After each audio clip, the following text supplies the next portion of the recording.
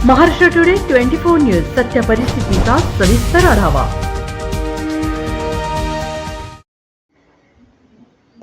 पंढरपूरच्या वेशीवर येऊन ठेपल्या काही दिंड्या, तर खामगाव पंढरपूरच्या रस्त्याने वारकऱ्यांची व दिंड्यांची मोठी वर्दळ। पंढरपूरच्या वेशीवर येऊन ठेपल्या काही दिंड्या, तर खामगाव पंढरपूरच्या रस्त्याने वारकऱ्यांची व दिंड्यांची वर्दळ मोठ्या प्रमाणात। शेगाव येथून गजानन महाराज यांची पालखी, तर वासिम येथून नामदेव महाराज यांची पालखी पंढरपूरकडे विठुरायांच्या भेटीसाठी निघाल्या।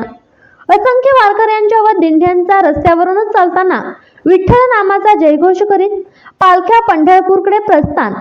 यावेळी वासिम व जिल्ह्यातील संत नामदेव महाराज यांच्या संस्थांची दिंडी वासिम येथून पंढरपूरकडे प्रस्थान करत असताना हरिभक्त पंडित नामदेव महाराज यांनी पायी चालत असताना व त्यांची मुक्कामाची व्यवस्था कशा प्रकारे होते, हा सर्व वृत्तांत आमच्या प्रतिनिधींशी बोलताना स्पष्ट केला आहे।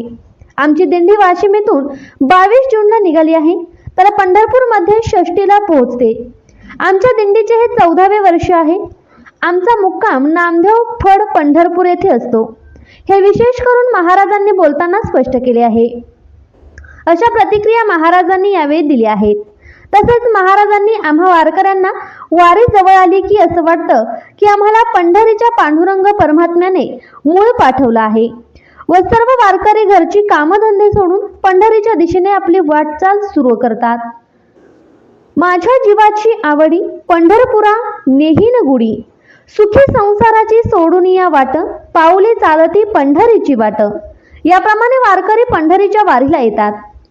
महाराष्ट्र टुडे मराठीसाठी प्रतिनिधी वसंत सोनवणे, ब्युरो रिपोर्ट, कुरुंदवाडी, पंढरपूर।